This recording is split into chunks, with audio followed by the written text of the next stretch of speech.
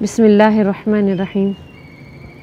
असातिज़ाओं का इकराम हम पर लाजिम है, जिस तरह से माँ बाप का इकराम, उनकी इज़्ज़त हम पर लाजिम है, बिल्कुल उसी तरह इकराम हमारे माँ बाप, हमारे असातिज़ा का हम पर लाजिम है कि हम अपने असातिज़ाओं की बिल्कुल वैसे ही इज़्ज़त करें, वैसे ही एहतराम करें, वैसे ही मोहब्बत करें जैसे हम अपने माँ बाप का करते हैं। इस्लाम ने हमें ये तालीमात दी हैं।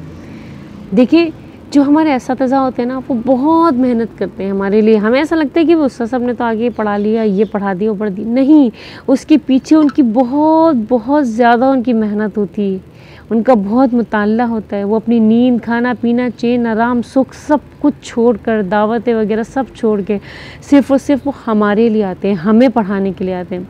मुझे मेरे उस्ताद का मालूम है, मेरे एक उस्ताद साहब साउथ अफ्रीका से अफ्रीकन थे। उन्हें अरबी आती थी, वो उनको अपनी ज़बान आती थी अफ्रीकन, और उनको अरबी आती, तो उनको उर्दू बोलने में बहुत मुशक्क़त होती थी, लेकिन वो मश्क करते थे सिर्फ हमारे लिए, हमें सिखाने के लिए कि हमें उर्दू में समझा सके कि इसका मतलब क्या है, इस अरबी का मतलब क्या है, इस हदीस का मतलब क्या है, हदीस में जो तफसील है इसका क्या मतलब है। हमारा असातिज़ा हमें ऐसे समझाते थे। और एक मेरे उस्ताद ऐसे थे जो कश्ती पे पार करके, जो कैंजर झील, पता नहीं कौन सी झील है, वहाँ से उस ऐसा वो कश्ती में जो है ना पार करके, सवार हो के, फिर वो यहाँ से कराची उतरते थे, फिर वहाँ से इतना लंबा पैदल सफ़र करके फिर वो मदरसे में आते थे हमें इन सिखाने के लिए, हमें तालीम देने के लिए। वो पूरी रात बैठ कर वो जो है ना मुताल्ला किया करते थे। अल्लाहु अकबर, इतनी मेहनत हमारे साथ करते थे सिर्फ़ और सिर्फ हमें इल्म पहुँच सके। और अभी भी उस्ताद इतने मेहनती होते हैं, लेकिन उनको वो रिवॉर्ड नहीं मिलता, उनको वो इज़्ज़त, वो एहतराम नहीं दी जा रही जो मिलनी चाहिए। सबसे बड़ा अवार्ड जो हमारे उस्तादों के लिए ना, वो इज़्ज़त है, उनका इकराम है, उनकी जूतियाँ सीधी करना है। जब हम अपने उस्तादों की जूती सीधी करेंगे ना, जब उनका इकराम करेंगे, उनको लगेगा कि हाँ, मैंने कुछ पा लिया, मैंने इनको इल्म सिखा दिया। उन्होंने जो इतनी मेहनत की है ना, उनकी मेहनत का ये फल होगा, अब उनको वो फल दें। मैं अपने असातिज़ाओं की बहुत दुआ करती हूँ।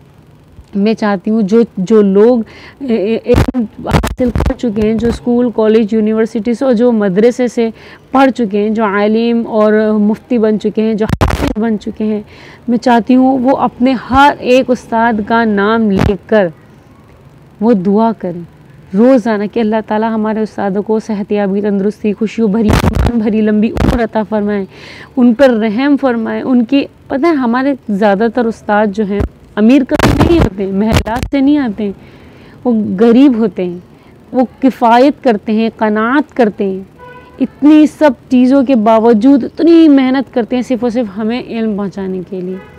तो हमें चाहिए कि हम उनके लिए दुआ करें। देखो, हो सकता है हमारी दुआ से, हमारी दिल से निकली हुई दुआ से हमारे उस्तादों का काम बन जाए, हमारे उस्तादों के लिए राहत हो जाए। हमारे उस्ताद सिर्फ़ और सिर्फ ये चाहते हैं कि हम उनके लिए हम दुआ करें। तो आप लोग अपने उस्तादों के लिए दुआ करें। मुझे तो अपने उस्ताद बहुत याद आते हैं, काश के उन तक, मेरे उस्तादों तक ये पहुंच जाए। मेरे एक उस्ताद थे कारी मिफ्ताहुल्लाह खान साहब, बिनौरिया टाउन के। वो इतने बुज़ुर्ग थे, कुछ टाइम पहले की अरसे की बात है ये, इतने बुज़ुर्ग थे। तो हम लोग क्या करते थे ना, हम फ़ौरन उनके लिए चाय बना के, उनके आने से पहले चाय वाय बना कर, पानी वानी हर चीज़ उनके डेस्क पे रख देते थे, साफ़ सुथरी करके। हम इतना एहतराम, इतना अदब करते थे अपने उस्ताद का। और फिर पर्दा डाल देते थे, क्योंकि पर्दे के उस पार बैठते थे ना, तो हम लोग जल्दी से जाके क्या करते थे, कोई भी लड़की जाके फ़ौरन से जाके हमारे उस्ताद की जूती सही करती थी, सिर्फ और सिर्फ इसलिए कि उनका नहीं हुक्म होता था, उनका नहीं सवाल होता था कि मेरे लिए ये करो, हम उनके अदब में करते थे। और आज वो हमें छोटी छोटी बातें बहुत याद आती हैं कि हमने अपने उस्तादों से वो इस्तिफ़ादा हासिल नहीं किया जो हमें एक्चुअल में, रियल में करना चाहिए था। तो आज आप लोगों के पास ये वक्त है, ये मौका है, जो मदरसे में है, जो आलिम बन रहे, जो मुफ्ती बन रहे, जो हाफिज़ बन रहे, अपने उस्तादों का अदब करें, एहतराम करें, उनको इज़्ज़त दें, उनसे बढ़ के उनसे मोहब्बत का इजहार करें, उनसे कहे कि उस्ताद साहब आपने बहुत अच्छा पढ़ाया उस्ताद साहब, क्योंकि हमारे उस्ताद साहब बहुत मुताला करने के बाद हमें कोई एक हदीस या दो हदीस या 2-3 सफ़े में पढ़ाते हैं ना, वो बहुत मुताला करने के बाद पढ़ाते हैं। वो बहुत, उनकी रातें नींद में डूबी हुई होती हैं, लेकिन वो सोते नहीं हैं, हमारे लिए मुताला करते हैं, हमें सिर्फ़ और सिर्फ सबक पहुँचाने के लिए। तो जिस तरह से माँ बाप की इज़्ज़त हम पर लाज़िम है, ऐसे ही हमारे उस्तादों की इज़्ज़त हम पर लाज़िम है।